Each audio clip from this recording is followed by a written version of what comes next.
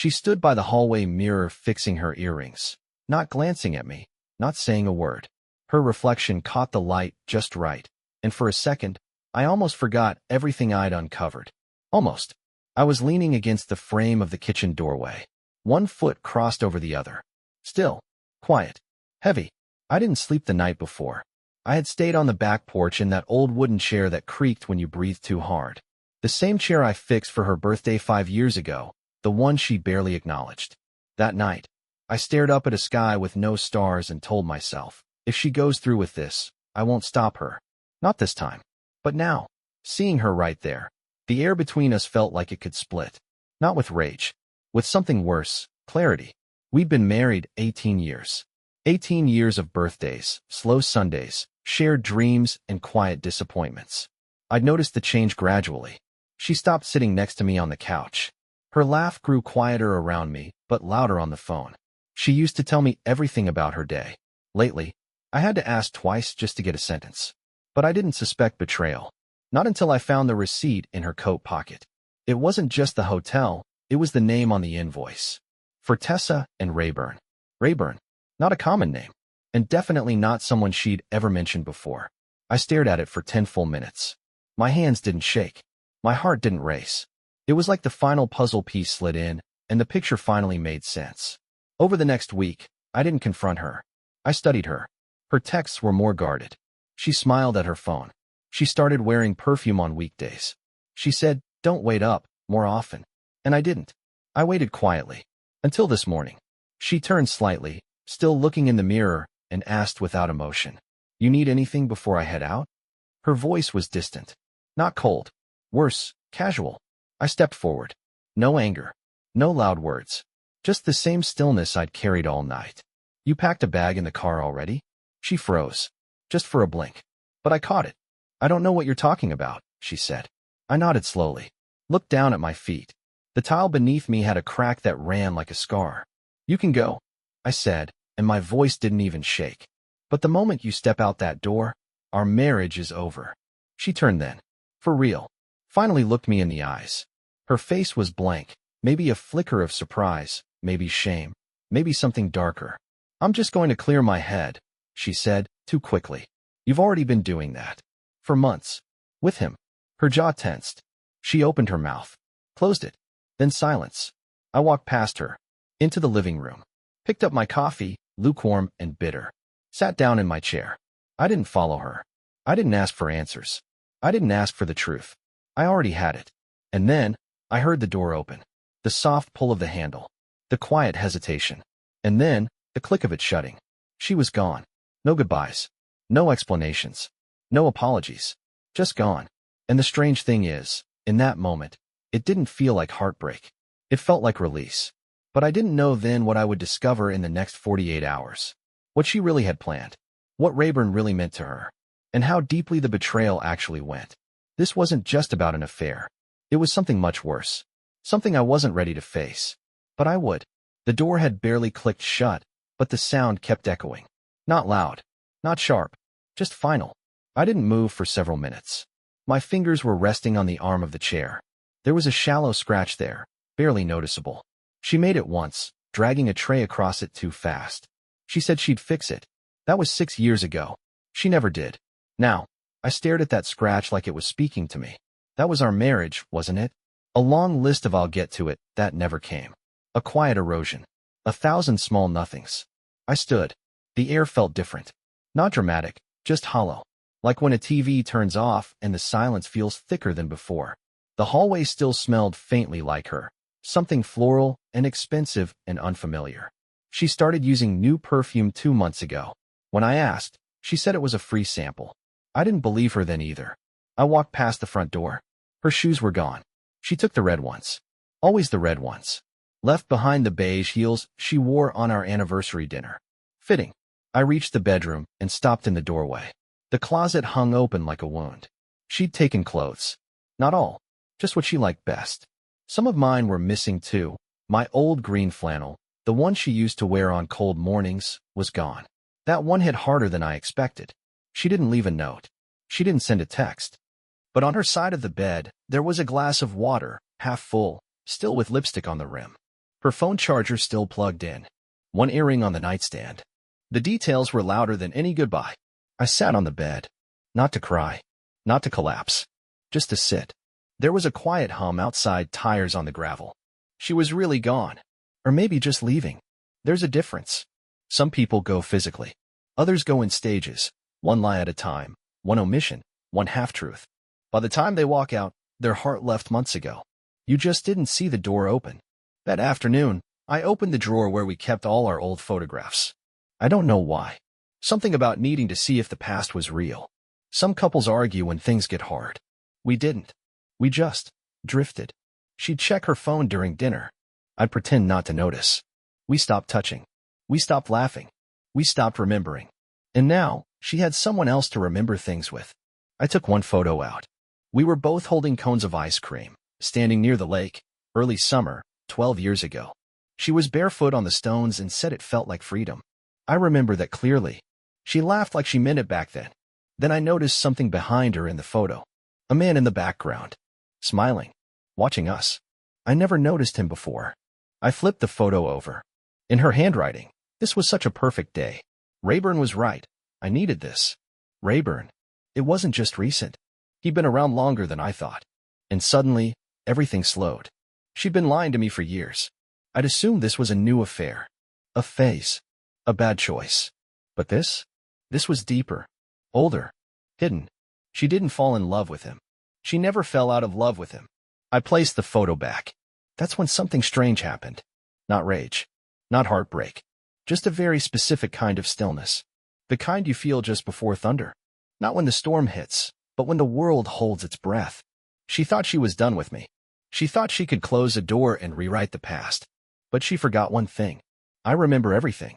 And the one person she underestimated was the man who sat silently beside her all these years, paying attention. I don't know what time it was. There was no ticking clock in that room. Just a breathless kind of quiet, like the house was waiting for something to happen. I stayed in the hallway longer than I should have. Back against the wall. 1 foot numb. I didn't care. That patch of paint was peeling. She'd said we'd fix it last spring. Never did. I could see the old color underneath, some off-white shade from the people who lived here before us. Sometimes things return to how they were before you. The kitchen faucet was dripping again. I listened. Drip. Drip. Like a metronome for something no one wanted to play anymore. The table still had 2 placemats. Hers had a small coffee stain, shaped vaguely like a wing. She never noticed. I never told her. It was there for 4 months. The dog didn't bark when she left. He just sat by the window, head tilted, waiting. Animals don't need explanations. They just know who stopped loving first. I walked past the living room. Her scarf was still on the armrest. That deep rust red one. She always said it made her feel lively. I hated that scarf. Not because of how it looked. Because she only wore it when she was going to see him. No proof of that. Just a pattern. You learn those when you've been a quiet man for too long. I went to the garage. Not to follow her. Not to escape. I just needed to be where she never stood. The garage was cold, smelled of oil and dust. I sat on the toolbox. The old one from my father's house. She always said it looked too miserable to keep, but I couldn't part with it. It still had his initials carved underneath. He left us too early. She never liked when I talked about him. That should have told me something. Funny. The way your mind becomes a filing cabinet after betrayal. Everything she ever said, every shrug, every blink, becomes evidence. Not just of the lie, but of how long you refused to see it. On the shelf above me was the emergency bag. The one we packed the day we thought we'd evacuate for the fires. She put in granola bars and aspirin. I put in our passports. She never unpacked hers. Maybe she was ready to run for longer than I thought. I finally checked my phone. No messages. Except one from her sister. Lowell, I don't know what she told you, but please don't do anything stupid. No punctuation. No warmth. Just a sentence. I didn't reply. Not because I was angry, but because whatever came next would have nothing to do with what people thought they understood. The next morning, I'd get a letter in the mail. The kind that doesn't come in an envelope. The kind someone slides under your door at 2:40 a.m. Inside it, a name I hadn't heard in 19 years. A location. And a single line. She's not where you think she is. But that's tomorrow. Tonight is about stillness. And silence that screams louder than truth. The sun came through the blinds in thin, precise lines, slicing the room like ribbons across a life that didn't belong to me anymore. I didn't make coffee that morning. Not because I forgot, but because I didn't want to smell something she loved without her being here to ruin it. The house was unnaturally clean, but not by effort, by absence. It's strange how quickly a home can become sterile when the person who clutters it emotionally has walked out. Her hairbrush was still in the bathroom drawer. Her boots still under the coat rack. Even her half-used shampoo bottle sat in the shower, tilted like it was leaning against something invisible. But the charge in the air, the human frequency of her presence, was severed. I didn't cry. I didn't scream. But I did open every drawer in the bedroom. I wasn't looking for a confession or a note. I was looking for a pattern. And in some sick, quiet way, I was hoping I wouldn't find one. But there it was. The space behind the third drawer on her side, she used to hide letters there. I knew because I once found an envelope from her mother when we first moved in. Back then, it was filled with warmth, casual advice, a recipe for a pie she never made. This time, it was colder. A printed itinerary, folded neatly. A car rental confirmation. Chicago. A 9:50 p.m. drop-off, booked in her maiden name. She hadn't used that in 18 years. The line below it said, additional driver, Rayburn. No last name. There was no anger. Just that same static buzz behind my ribs that had been humming since the night I found her spare phone, left unlocked and charging in the guest room. I'd left it untouched for days, just sitting on the table like an artifact. When I finally opened it, the messages weren't romantic. They weren't even sexual. They were worse, normal, casual, familiar. Can you grab wine for Thursday? I'm already in the lot. That song reminds me of us. It read like a marriage, not an affair. I left the house around noon, not because I had anywhere to go, but because the walls were starting to echo. The street looked the same. Mr. Lonsby was trimming his hedges. The Wilcox kids were arguing over a scooter, and the world didn't seem to notice that mine had stopped.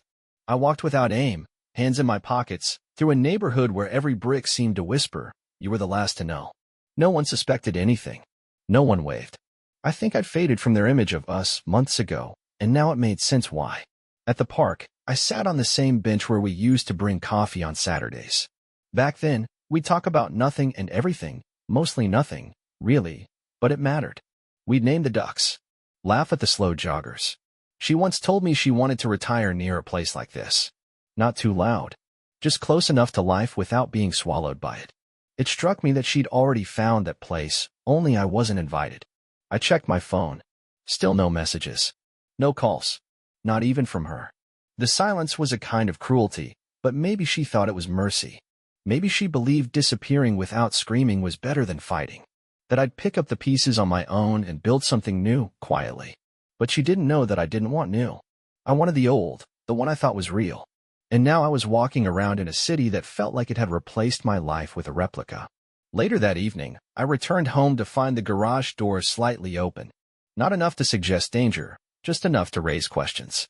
I walked in slowly, listening. Nothing. I flipped the switch.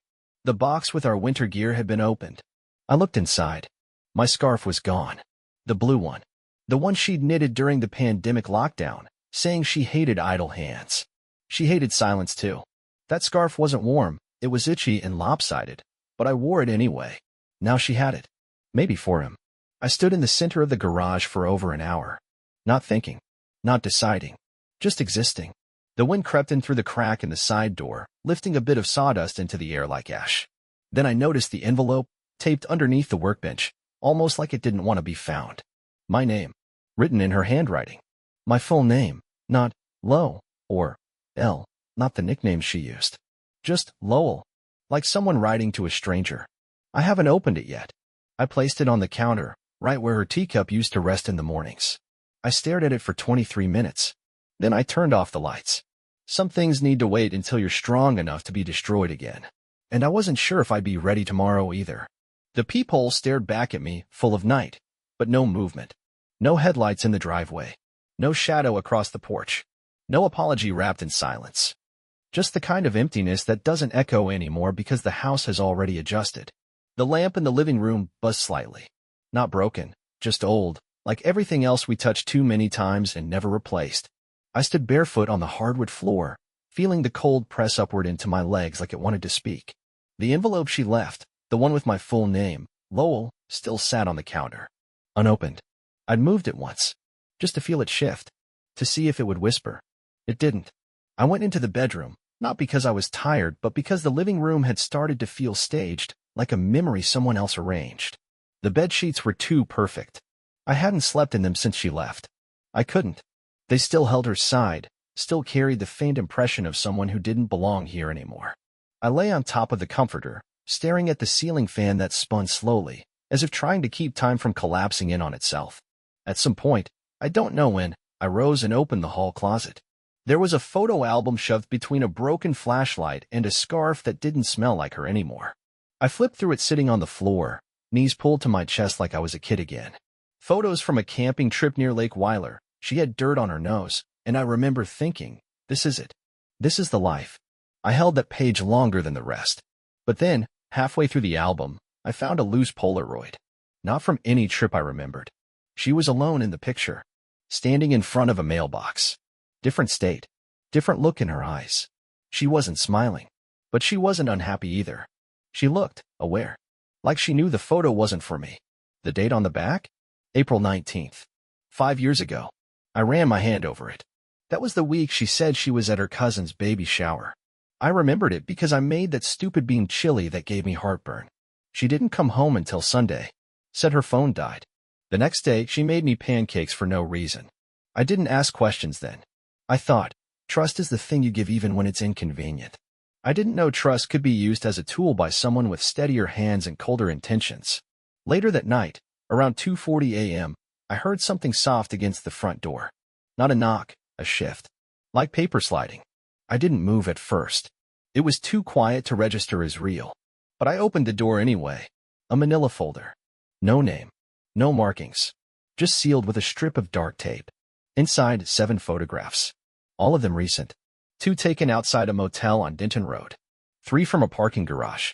1 from a grocery store. She was putting fruit into a basket, laughing. Not with him.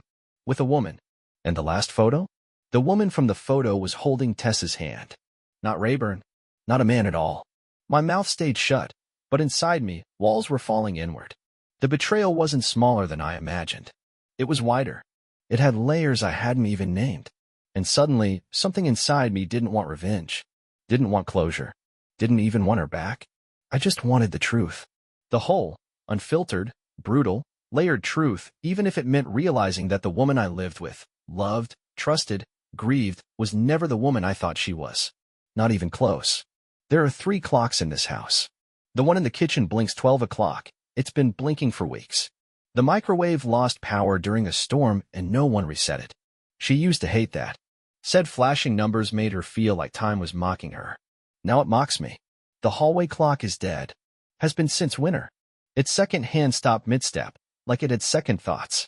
And then there's the grandfather clock in the study. Loud, too loud. It still works, but its chime doesn't mark time anymore. It slices it into uneven pieces. I covered it with a blanket 2 nights ago. It chimed anyway. I haven't touched the envelope. I haven't thrown it away either. It's not a letter. It's a hostage situation. Every word inside is a version of her that I never knew I was living beside. Yesterday, I pulled down the box from the attic marked as Maz Misk. Not because it was Christmas. Not because I needed anything in it. I just needed to open something that didn't expect anything from me. Inside, 1 broken ornament, a crumpled napkin with her handwriting, no more red ribbon, please, and a child's drawing of a snowman. We don't have kids. She drew it for me once, as a joke. Said I was emotionally frozen in January. I laughed back then. Now I looked at that drawing for 6 full minutes and felt like it was mocking me for not seeing the forecast. Rayburn wasn't a person. I learned that today. Rayburn was a place. It's a lake. A quiet, unspectacular lake upstate. Population under 600. No hotels, just cabins. 1 bar. She wrote the name once in a crossword puzzle and said it just sounded nice. I thought nothing of it. You don't question the things that sound nice when you're tired of things that sound wrong. But now I know, she's been going there for years. Not often. Not regularly. Just when she needed to reset. And it wasn't about a man. Or at least, not just one. There were journals. Not hers. Someone else's. Hidden inside the lining of her old suitcase, one I never opened because it smelled like cedar and regret. Inside, a small navy journal with initials carved into the inside flap. CLD. Not her. Not me. Not anyone I recognize. I turned the pages carefully, each one filled with the kind of handwriting that looks like it used to mean something. I read entries written to her, letters, really, from someone who once trusted her like I did. The last line from the last entry? I hope you never do to him what you did to me. I read that sentence 15 times. It didn't get softer. She didn't cheat on me with one person. She repeated a pattern with men like me. Quiet, solid, predictable. Men who loved without watching their back. And when the silence got too heavy, she'd vanish into softness, a cabin, a lie named Rayburn. Each one unaware of the last. It's not that she stopped loving me. It's that she never needed to. That kind of person doesn't run away from love. They collect it, use it, burn it for light, and then leave the ash warm enough that no one realizes it's dead until the morning after. I found a voicemail today, dated 4 weeks ago. Her voice. Laughing. Happy. I think I'm done with him. He's too quiet. I need something that fights back. I didn't delete it. I saved it under the title. When she stopped pretending. Tonight, I won't sleep. Not because of sadness. Not because of loss. But because I finally understand the shape of the silence she left behind. And it doesn't sound like heartbreak. It sounds like freedom slowly learning how to walk again. At 3:17 a.m., I stood in front of the open refrigerator, not because I was hungry, but because it was the only place in the house that hummed. That low electric sound. Something still alive. I held the door open with one hand, watching the light spill across the tiles. A half bottle of almond milk. Expired yogurt. One apple. Her favorite brand, the ones she said were sweet with bite. She hasn't been here in days, but somehow the apples are still firm. That feels unfair. I closed the door slowly. Watched the light blink out like it gave up. Earlier that day, I sat in my car for 43 minutes in the grocery store parking lot, staring at people who weren't wondering where their wife was. A man loaded paper towels into the back of a van. A woman picked at a hangnail while waiting for her receipt to print. A teenager rolled his eyes at his mother. Everyone alive in their own rhythm. And me sitting completely still while the world forgot I existed. I didn't go inside. I didn't need anything. I was just trying to understand what normal used to look like. I drove past a nail salon where she once cried in the parking lot. Said she felt overwhelmed. I waited with her in the passenger seat, silent. She never explained what was wrong. I didn't ask. I thought love meant not prying. Now I understand. It just made her better at hiding. I went back home and opened the envelope. The one with my name on it. Inside, a single photograph. Not of us. Not of her. Just a cabin. Snow-covered roof. No note. No handwriting. Just a picture. I flipped it over. Nothing. I stared at it for hours. Not reading into it. Just letting it be what it was, a place where she'd been that I hadn't. The depth of betrayal isn't always in bodies or secrets. Sometimes it's just in locations. Places where someone built a version of themselves that excluded you completely. I don't know when the tears came. It wasn't dramatic. Just quiet, like the air started leaking out of my face. Not from pain. From recognition. She'd been planning this for years. Not the departure. Not the exact sequence. But the ability to walk away without flinching. You don't do that unless you've already practiced it in your mind 100 times. I slept on the floor again. Not because the bed hurt, because it didn't. And that scared me more than anything. At 4:12 a.m., I woke up to the sound of her ringtone. Not from her. Just a memory replaying. My brain filling in the gaps where noise used to be. I pressed my palms against my eyes and whispered a question I've never said out loud. What was I supposed to be that I never became? That's the part no one tells you. When they leave, you don't just lose the person. You lose the version of yourself that only existed with them. And if they were pretending, what does that make you? A partner? Or just part of the disguise? This morning, I woke up to birds. Not loud ones, not the kind that demand attention. Just a few, singing softly outside the kitchen window. I hadn't heard them in a while. Maybe they were always there and I just couldn't listen through all the noise in my own head. Or maybe they waited until I was ready. The coffee brewed quietly. I stood barefoot again on the same cold floor, but it didn't feel the same. Something in the air had shifted, not because she came back. She didn't. And I didn't want her to. But because the silence she left behind had finally finished echoing. I sat at the table with my mug and didn't reach for my phone. I didn't check for messages. I didn't hope for her name to appear. I didn't need that anymore. Instead, I looked out the window. The light was different. And I realized, without fanfare, without epiphany, that I had survived something that tried to erase me gently. She didn't break me. She just removed the version of me that relied on someone who was never real. That's not tragedy. That's release. Later that day, I walked through a bookstore. Not for distraction, for permission. I hadn't been there in years. Tessa always said I spent too long in the philosophy section, that I looked for answers where there were only more questions. But I liked the weight of those questions. I like not knowing. That's how you stay awake in your life. I bought a book of poetry, not because I understood it, because it felt honest. There was a passage inside, underlined by someone before me. We are not made by what we lose. We are revealed. That night, I opened the windows for the first time in weeks. Let the air in. Real air. It smelled like grass and pavement and someone barbecuing 2 houses down. It smelled like the world, moving on. And I didn't feel left behind. I felt returned to. Not to her. To myself. I still don't know where she is. I don't care. Wherever she is, I hope she finds the peace she couldn't live with. I hope she finds a version of herself that doesn't require dismantling others. That's not my weight to carry anymore. Because today, for the first time in a very long time, I'm not waiting by any door.